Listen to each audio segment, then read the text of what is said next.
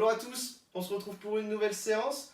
Donc ça va être un circuit training. Vous allez avoir 5 exercices, 3 tours à faire, 2 minutes de repos, 30 secondes de travail pour chaque exercice et 20 secondes de repos.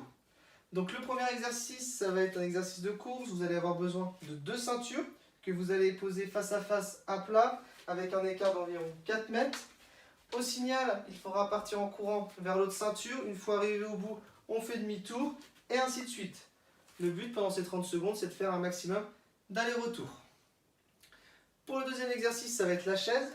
Donc on va contre un mur. Le dos est bien en contact avec le mur. Les épaules ne tombent pas, doivent toucher le mur. Les pieds sont largeur d'épaule. On descend. Les fesses doivent être alignées aux genoux. Les mains le long du mur. Et on attend. Pensez à bien souffler pendant l'exercice. Le troisième exercice, vous allez utiliser une ceinture, vous mettre à 4 pattes au-dessus, le dos doit être bien droit, et là, vous allez mettre vos 2 pieds du même côté, et vous allez ensuite venir sauter, comme ceci. Pensez à bien respirer pendant cet exercice.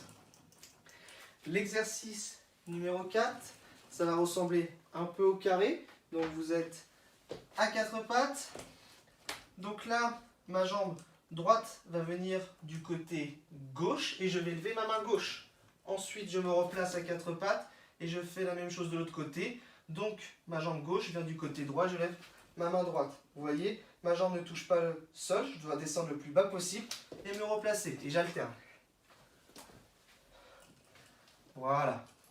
Et enfin, le dernier exercice, ça va être l'enchaînement des Oseiwaza. Donc, il faudra enchaîner un maximum de techniques au sol. Donc si vous vous souvenez plus, vous pouvez utiliser la progression. Donc là par exemple, moi je commence sur Ongeza Gatame. Au signal, je devrais faire un maximum de technique tout en gardant le contrôle. Si c'est difficile de le faire sans partenaire, vous pouvez par exemple prendre une peluche ou alors un coussin, mettre une veste dessus et l'utiliser comme partenaire.